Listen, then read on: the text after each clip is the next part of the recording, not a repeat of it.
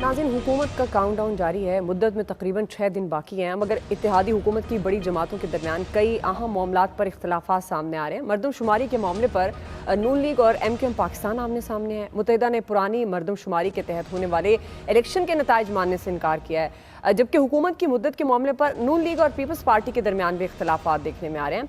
Prime minister Shahbaz शरीफ वक्त से पहले असम्बलीज तोड़ने का इशारा दे चुकी हैं और इस पर भी गौर शुरू कर दिया, मगर पीपल्स पार्टी ने अब इससे इख्तलाफात करते हुए ये वाज़ेह किया है कि हुकूमत को अपनी मुद्दत पूरी करनी चाहिए। अगर असम्बली कबल अज़ वक्त तोड़ी गई तो ये जमहूरियत के लिए अच्छा शगुन नहीं होगा। अब निगरान सेटअप के मामले पर भी दोनों जमातों के दरमियान वाज़ेह इख्तलाफात पाए जा रहे हैं। नून लीग के सीनियर रहनुमा हैं वज़ीर दिफा ख्वाजा आसिफ, जो ये कहते हैं कि निगरान वज़ीर आज़म ब्यूरोक्रेट या टेक्नोक्रेट हो सकता है, मगर पीपल्स पार्टी के कमर ज़मान कायरा ने दो टोक अल्फाज में ये वाज़ेह कर दिया है कि निगरान वज़ीर आज़म का ओहदा सियासतदानों का हक़ है और एक सियासतदान ही इस ओहदे पर होगा। इसी से मुतल्लिक हमारा सवाल है, नवीद साहब, मैं आपसे आगाज़ करूँगी। आपको क्या लगता है, अब ये जो इख्तलाफात सामने आ रहे हैं, कमर ज़मान कायरा सीनियर सियासतदान की बात करते हैं, ख्वाजा आसिफ रिटायर्ड ब्यूरोक्रेट का नाम हो सकता है, वो ये कह रहे हैं, तो ये अब इन इख्तलाफात के दौरान आपको क्या लगता है निगरान वज़ीर आज़म अब किन का हो सकता है? नून लीग अपना लाएगी या पाकिस्तान पीपल्स पार्टी?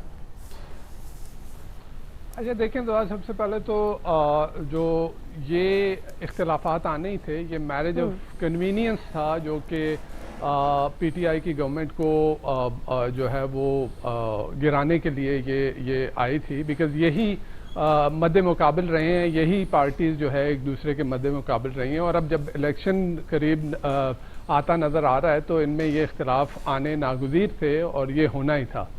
मुझे हैरत इस बात पे हो रही है कि मुशावरत हो रही है दो सियासी जमातों के और दो सियासी ख़ानदानों के बड़ों के दरमियान के निगरान सेटअप कौन सा होगा। हालांकि मुशावरत आइनी तौर पे देखें तो मुशावरत जो है वो कायदे ईमान और कायदे हिज़्ब इख्तिलाफ के दरमियान होनी है, और वो हमें होती नज़र नहीं आ रही।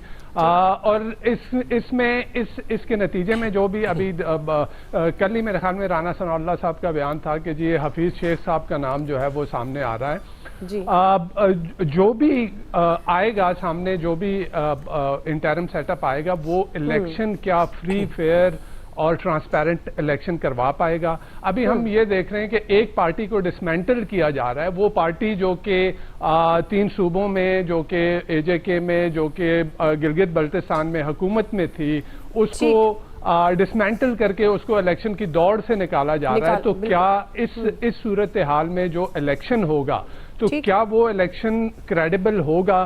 क्या उस इलेक्शन के नतीजे में जो है वो सियासी इस्तेहकाम, जो कि इस वक्त बहुत ज़रूरी है पाकिस्तान के लिए, आप कल IMF की रिपोर्ट कल की देख लें, उसमें यह कहा गया है कि आगे ये अभी जो हमें ब्रीदर मिला है $3 बिलियन का, ये सिर्फ इस इंटरिम सेटअप के लिए, और वो भी कंडीशनल है कि आपने तमाम शराइत जो है वो पूरी करनी है। तो उसके बाद अच्छा, इसकी इंटरेस्टिंगली इसके बाद आपको नई गवर्नमेंट को एक और IMF का प्रोग्राम लेना है, बिकॉज आपकी economy in a state of flux रहेगी आगे 2-3 साल के लिए। तो मेरे ख्याल में इस वक्त हमारे सियासतदानों को सियासत एक तरफ रख के मुल्क का सोचना चाहिए। बिल्कुल दुरुस्त बात, और होना तो यही चाहिए, आइडियली होना यही है कि मुल्क का ख्याल रखें, अवाम का ख्याल रखें, अपने मफादात को साइड में।